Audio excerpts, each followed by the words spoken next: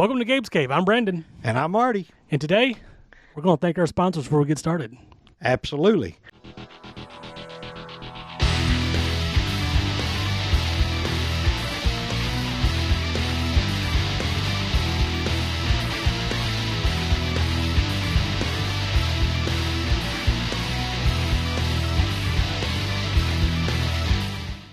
Look them up. rpghiring.com. Also thank our new sponsor, Comic Shield, comicshield.com. Absolutely. Go check them out. These are some phenomenal boxes. You can actually get your own decorative boxes if you're a comic shop or if you're a comic company. Comic Shields are amazing. If you look at the way they're designed, it was a comic book collector who actually designed this. And I'll tell you what, man, if you want to put like 4 or 5 in this box and ship them, they're great to ship. I mean, perfectly fits in envelopes and you can mail them out. Here's a regular one right here. We use these all the time to send out our comics. Comic Shield right here. And then we also have the new one. It is perfect. Go in here, you can put the label right on top. You can tape it up right here, boom, boom, boom, reuse them, do what you got to do. And then these are the new ones. These are slab boxes. I mean, I love them. They're thick, they're sturdy. You don't have to worry about anything breaking. So thank you again, Comic Shield, for being one of our sponsors. And Brandon, let's get this party started, because what are we talking about? We're unboxing stuff. Slabs. Slabs.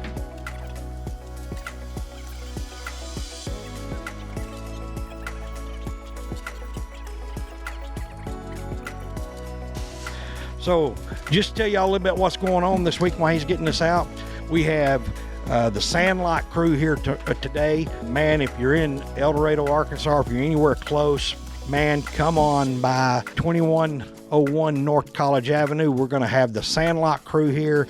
They're going to be signing and taking pictures. Really excited about that. Next month, we have Ryan Hurst on October 15th. We have a Joker run, a bike show, a cornhole tournament, all going on the same day right here at the cave. Ryan Hurst will be here. Sons of Anarchy, Walking Dead, and Gary from Remember the Titans. We also have Cowtown Comic-Con coming up. That's October the 22nd and 23rd at the Will Rogers Memorial Center in Fort Worth, Texas. We have so many people that are going to be there, so many artists. If you're interested in if you like artwork and artists and a lot of these cover artists, man, you got to be there. It's one of the best shows I've seen line up in a long time. So, Brandon, let's get started. What we got here? Right off the bat, deuces here. Oh, wow. Spider-Man 2099. 29.8 29.8. Origin is Spider-Man 2099. You know, that book has been heating up. We've been seeing a bunch of people collecting that book. They say it's the origin and of Spider-Man. We know 2099. We really know what Spider-Man 2099 the first appearance is, but they're really kind of hitting on this one. Yeah, look at that one. What is that one?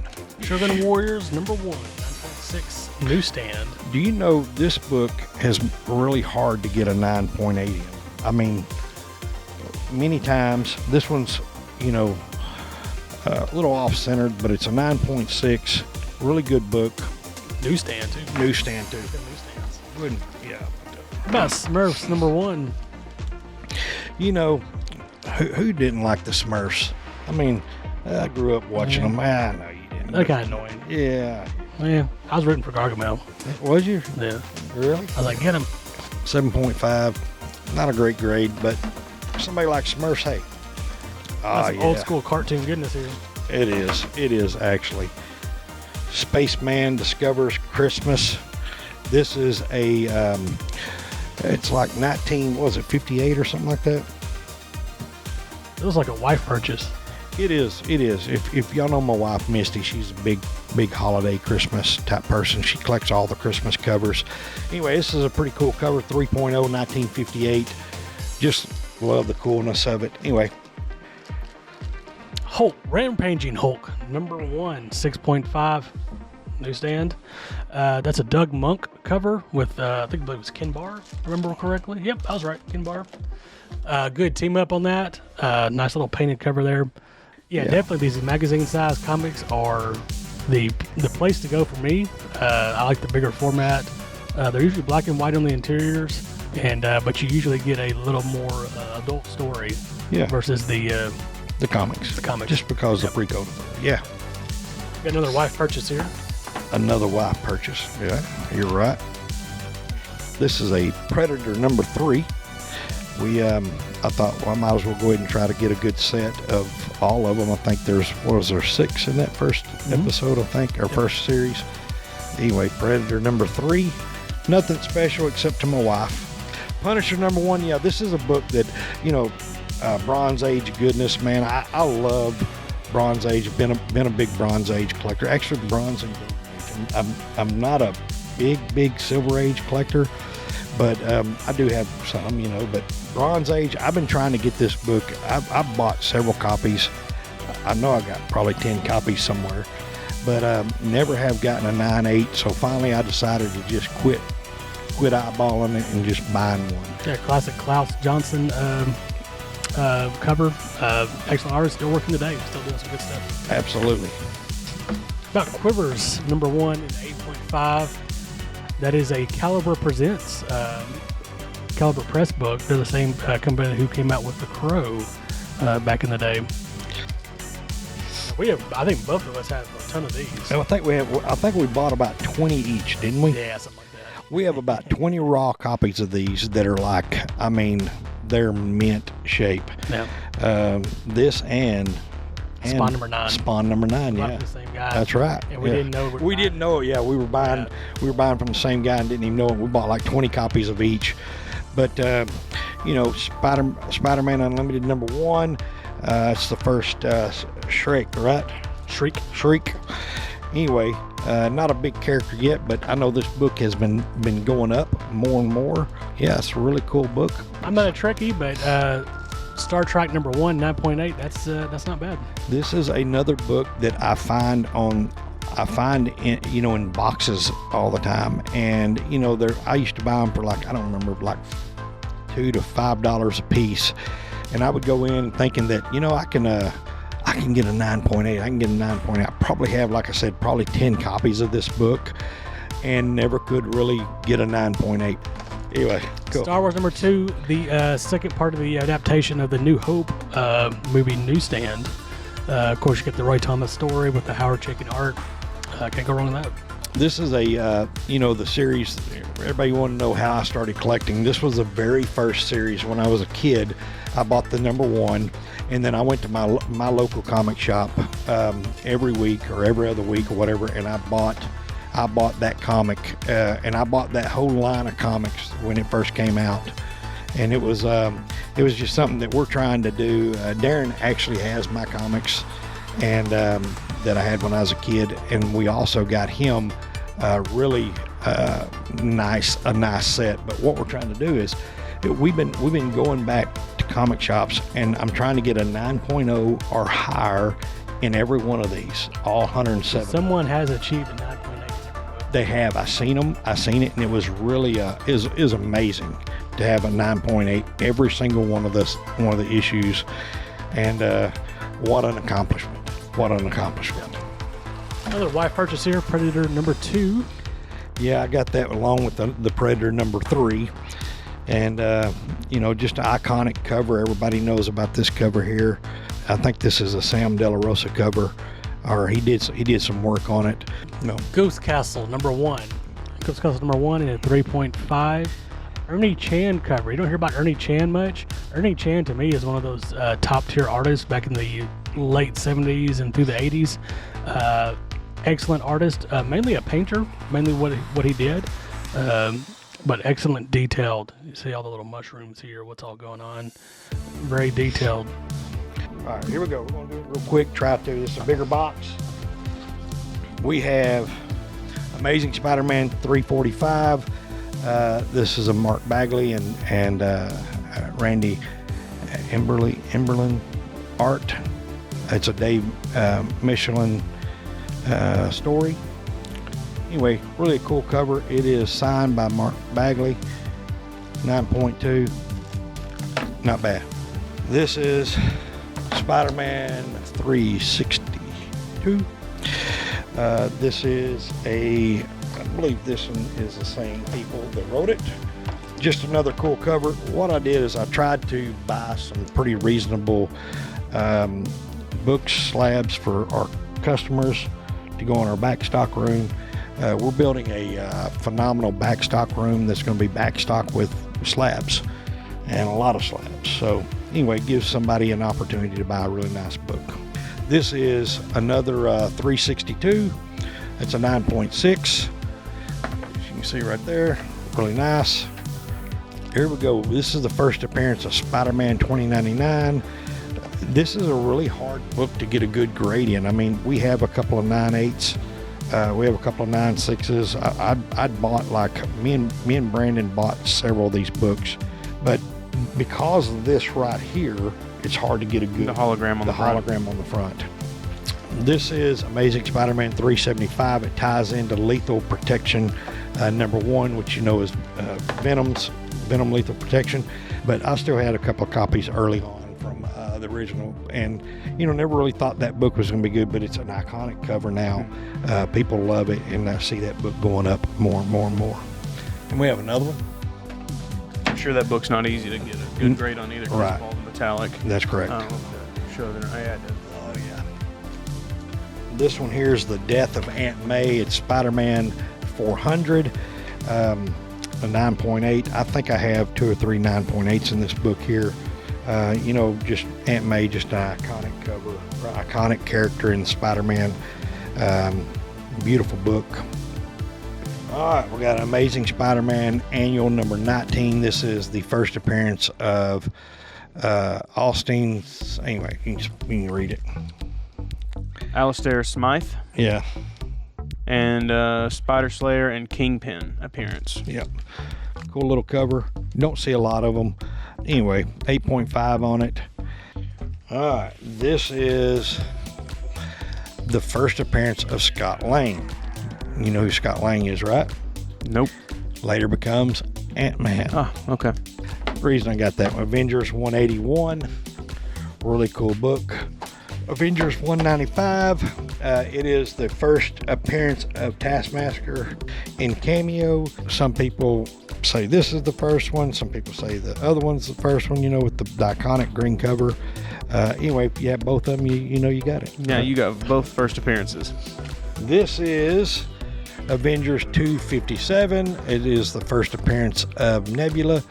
I have bought this book several times in just for $5 in boxes, even cheaper probably, but I never could get a really good grade on it. I've got a couple of them. I think this right here ups my grade. This is Avengers 267. It's just an iconic cover. Kang lives. I don't know nothing else much about it, but just a cool cover of Kang and everything on the front cover. This is the first appearance of Voyager, Valerie Vector. It's a wraparound cover. It's a really, really cool cover. If I'm not mistaken, I think this one is like a check out the cover. Avengers was it Avengers 675. So it's like a 3D cover. Yeah. It's one that you can move it back and forth. You can kind of, I don't know if you see it there up close or not, but it's one of those ones that if you scratch it, it makes the noise. Not that you would want to do that, but I think with Marvel coming out with all these new characters, they're bringing in some of the characters that we haven't heard before. And I say we've heard them, but I'm saying you don't see them. they're not mainstream. They're not mainstream. They're not A-list characters, I guess you'd say. They're the B characters, or you'll call it in comics. But I think eventually, you got to quit writing about some of these other A characters, and you got to start bringing in new blood. Sure. Yeah. And I think that's what we're doing right here. All right, so this is another one of these Bronze Age goldies I love. Battlestar Galactica, I loved it. I loved that book when I was younger.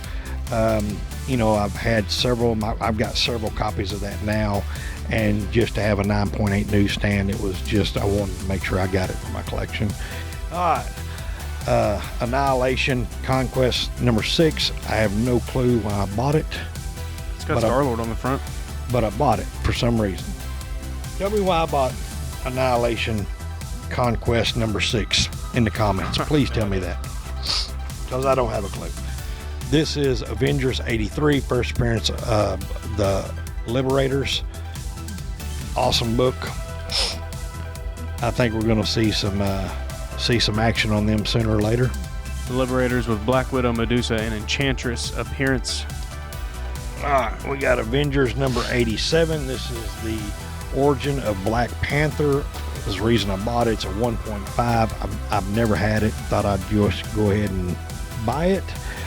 I don't know why it's such a low grade, because yeah, it's not ripped. It's just a chip. You know how that is on I don't know a lot why of it's the. such a low grade. It doesn't look like that bad of a grade.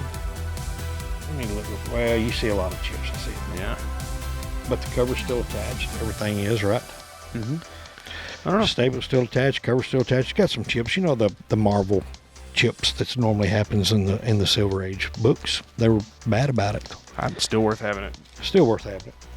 This is Chamber of Darkness number 1, another Bronze Age, or no, that's actually a Silver Age, 1969. Really cool book. It is a number 1, 8.0. Love it. I love the Chamber of Darkness anyway. I always thought they were all cool books. Here's one of those books that it means nothing to most people. Again, I'm trying to get into some of these, what we call these underground comics. Critters number 2. I can't remember what, but anyway. It's Captain Jack before Captain Jack. There's a Deadpool number 1. This is the first solo Deadpool comic. Everybody knows I'm AKA Drillpool, so yeah, I like Deadpool a lot. Number 9.8, really good book. If you can't afford New Mutants 98, this is another go-to book that a lot of people go after. And 9.8, yeah, solid book. Here's one of those underground comics. It's a Stuart Kerr story, Vincent Locke cover and art. It's Dead World number 1. It's a 8.0, solid black cover, really hard to get. This cover, if you're into underground comics, I never was, because we never had them, the comic shop that I went to, and just recently started getting into some underground comics. Like I said, most of them are not worth much at all.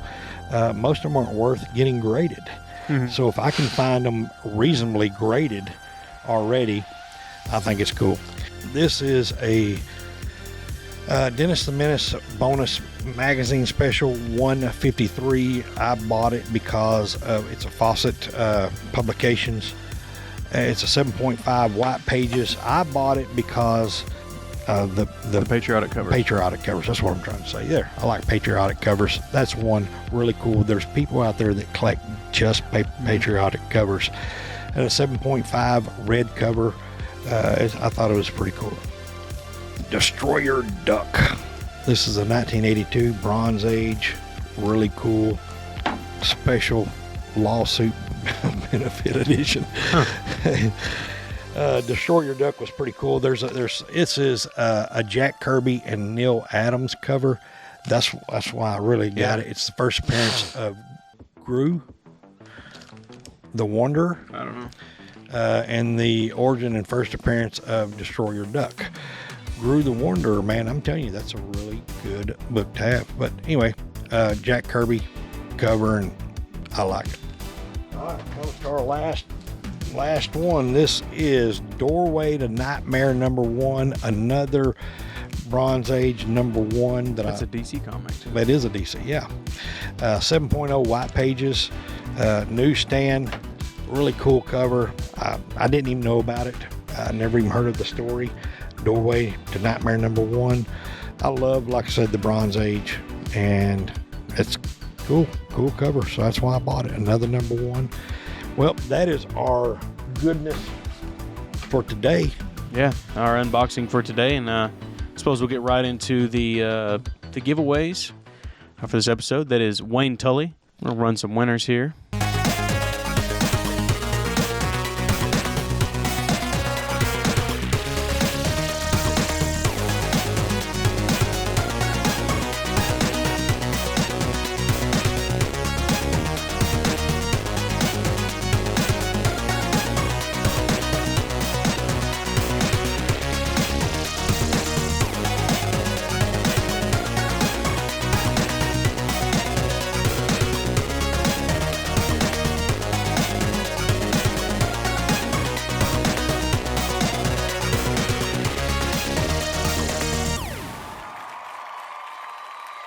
Congratulations to the 10 winners in the loot box. We love you, Yeah, we do. and we never forget you. No, we don't. And we'll run now to the spotlight this week. That is Aaron Laurich. We hope you enjoy the interview with Aaron, and thank you, Aaron, for doing that with us. Absolutely.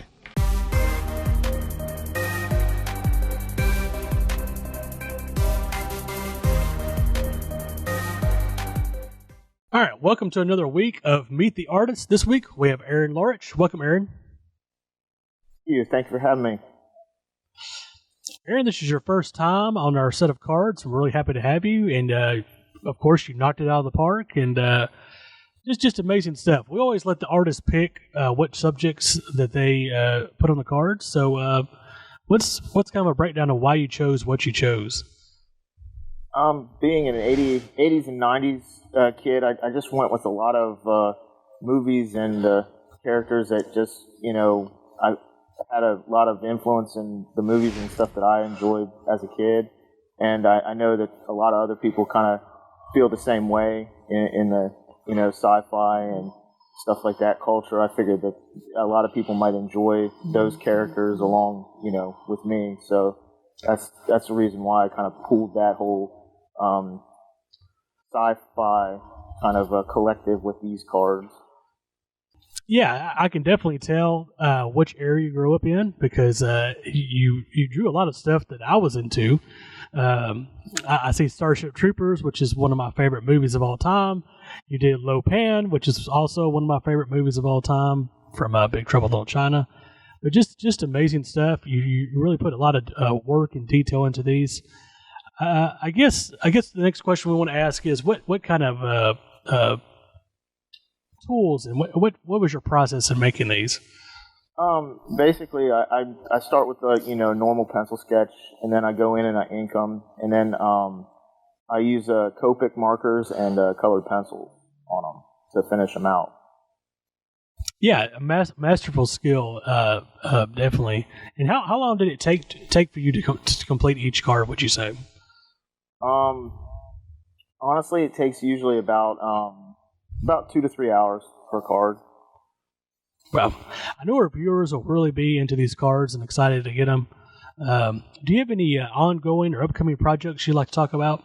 I'm currently working on a few production sets right now, doing cards for them. I'm working on Ultraman Series 2 for RRP Parks cards. And then I'm working on 3 sets for Fivefinity cards as well. So keeping pretty busy with the cards right now. And then I have some personal projects and stuff I'm working on as well. So we'll definitely be looking out for those. If say someone wants to maybe get a commission from you or just follow you on your socials in general, where can they find you at? All my socials and my website is Aaron Laurich Art. So all you have to do is on Instagram, it's Aaron Laurich Art.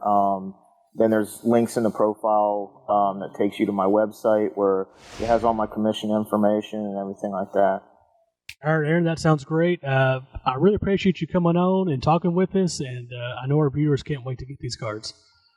Well, thank you for having me, and I definitely had a lot of fun doing the cards, and look forward to hopefully being a part of Series 4. All right. Thanks, Aaron. See you next time. See you next time.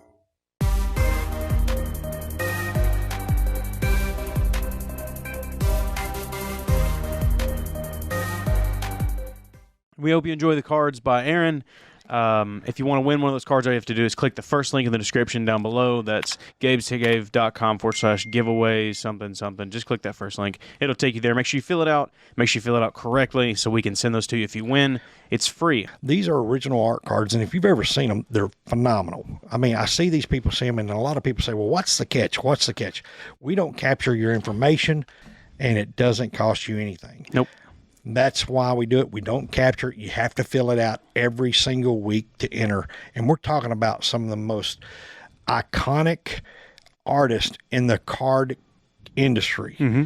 I mean, we were just reading the non-sports with Dave Gaskin. Yeah. I mean, I was reading his interview, and he's one of our artists. And I mean, I'll tell you what, he's phenomenal. And because, if you've ever seen the work on him, most of them are, man, they're beautiful. They do a great job. And Just want to thank our sponsor here before we end the show, RPGhiring.com, and Comic Shield. Make sure you check them out if you're looking to mail any slabs or any comics. Good stuff, and good Absolutely. friends of ours as well.